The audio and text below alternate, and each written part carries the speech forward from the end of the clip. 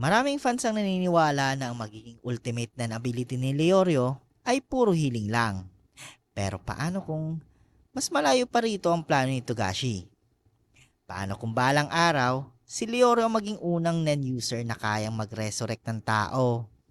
Oo, sobrang imposible itong pakinggan, pero kapag tiningnan natin ang personalidad, propesyon, at direksyon ng karakter niya, may mga dahilan kung bakit hindi ito ganap na imposibleng mangyari.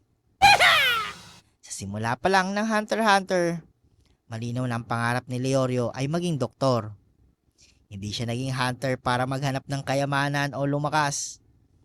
Ginusto niyang maging hunter para magkaroon ng pera at matulungan ng mga taong hindi kayang magpagamot.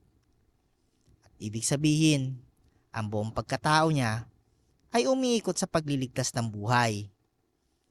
At alam natin na sa Hunter x Hunter, malaki impluensya ang personalidad at kagustuhan ng isang tao sa pagbuo ng ability. Halimbawa, si Kurapika ay nakabuo ng nen na para huliin ng Phantom Troop. Si Killua ay nakagawa ng electricity dahil sa torture na naranasan niya.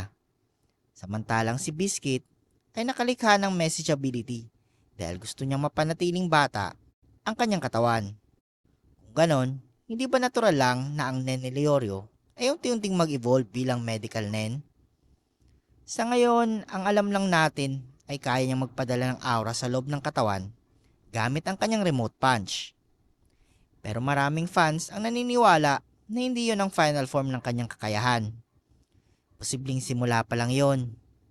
At habang lumalalim ang kalaman niya sa medisina at nen, maaari niyang gamitin ang aura upang ayusin ang mga sirang organ, pigilan ang pagdurugo, o pabilisin ang regeneration ng katawan.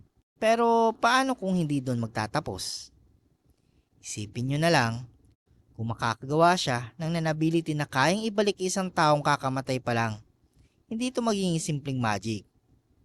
Maaaring magkaroon ito ng napakabigat na kondisyon.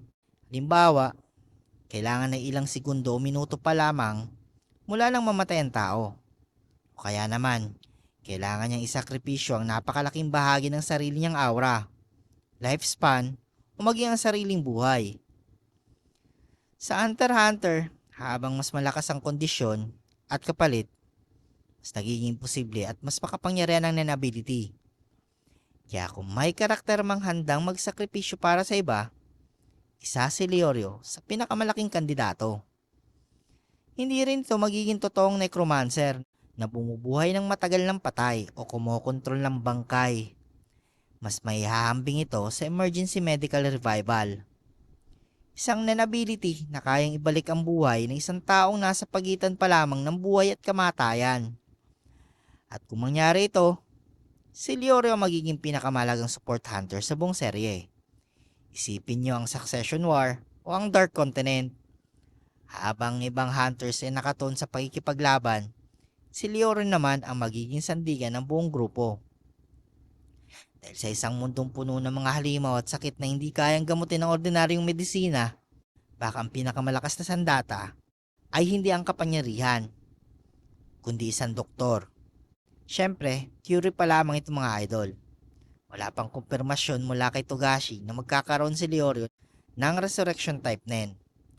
Pero kung pagbabasehan natin ang kanyang pangarap, personalidad at kung paano nabubuo ang nen sa Hunter x Hunter, di malayo ang ultimate ability niya ay maging pinakamataas na anyo ng medical nen.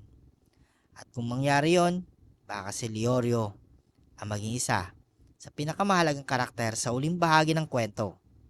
Kayo, ano sa tingin nyo? Posible bang magkaroon ng nen si Leorio na kayang magligtas ng isang taong patay na?